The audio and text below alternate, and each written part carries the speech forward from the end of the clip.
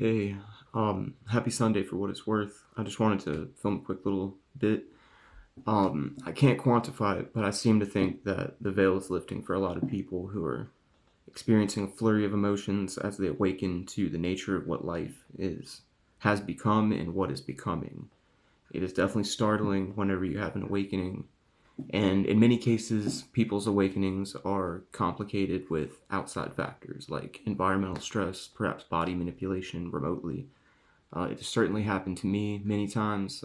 The enemy will use any tactic to capitalize on your pre existing fear as a tactic to keep you stuck from progressing or forming any new kind of opinion on how you feel. There's never been less of an emphasis on how we feel individually as people, because the human population is quite frankly out of whack and in a way that you can't really address without sounding weird or open to scrutiny. But that's something that we should come to expect if we ever are trying to be progressive or maybe change with the times that we sense are changing underneath the surface anyway. So it's going to be a constant battle, especially for those with high anxiety.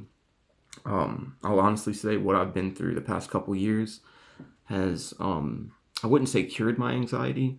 I've just become adapted to having it and being in a state of fight or flight a lot because I think a lot and I feel a lot.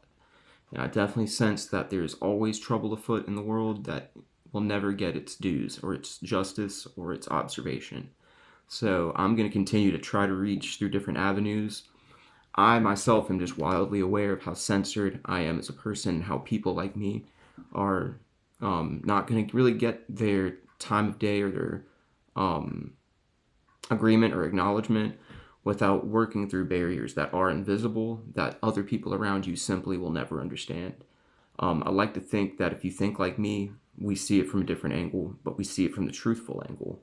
Um, the truth is never something that anybody is going to be quick to embrace if it paints them in a negative light. Thus, brings us to a state of false reality and cognitive dissonance that is going to be hard for people who are not mentally able, who are strong willed, and who are unafraid of doing the right thing, because there have been many consequences for people in the past period that have done the right thing. Like Jesus Christ himself, he often did the right thing when it was not advantageous to him. He knew that it was going to be a struggle and that he would suffer for doing good work, but he still did it anyway. He considered it a challenge, and that's how I live my life too. I expect that most people are going to be willfully ignorant or just want to completely miss the truth because it will haunt them, or perhaps it's not a benefit for them to know the truth. It will change the way they think and feel too much. They won't be able to participate in just the surface level false reality anymore. But I'd say if you're willing to take that plunge, take a dip in. Like, I like to think mentally, I'm on the fringes of this prison planet that we exist on, and I'm observing it.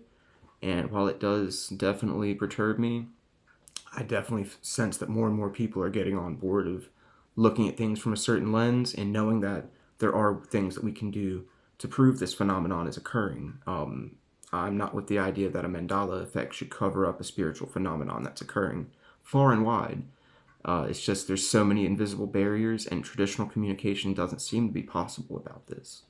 I love the idea of people coming together and acknowledging the heartache and trauma that they've endured mentally, that they've been forced to repress in a comfortable outlet. I like to think that in some way, shape, and form that could be possible in the future, but there's such a stigma when it comes to mental health, period, anyway. And that this is such a specific, strange, odd, out of normal existence type of thing that it makes it really weird. So it's going to be hard to come together on this, but I like to think it might not be impossible. That we can all connect the dots that they don't want connected, so we can make sense of it. Because I can't live in a nonsensical world that's backwards and functions without logic. It's distressing to me to the point where I must speak out and do something about it, and not really care if somebody else thinks I'm crazy, because they're the ones who are sipping Kool-Aid, who are subscribed to this false reality where we downplay human suffering and act as if human rights violations aren't a big deal. So continue to actually get the word out. What I do, I drive around in the town I'm in when I'm able to, and I use the app Skewy, which amplifies the frequency of this globalization and any type of electronic harassment and synthetic and genuine telepathy that we're experiencing.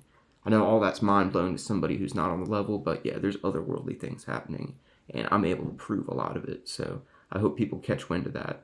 That's our right, so let's just continue to invoke our rights, even if it feels uncomfortable. That's a sign often that you're doing the right thing. And that discomfort, that's a sign that you're being manipulated to not do something that feels right. So constantly assess your intuition and your own autonomy. You could be capable of a lot more than you think you are. So hopefully that rings true. Love you guys. Peace.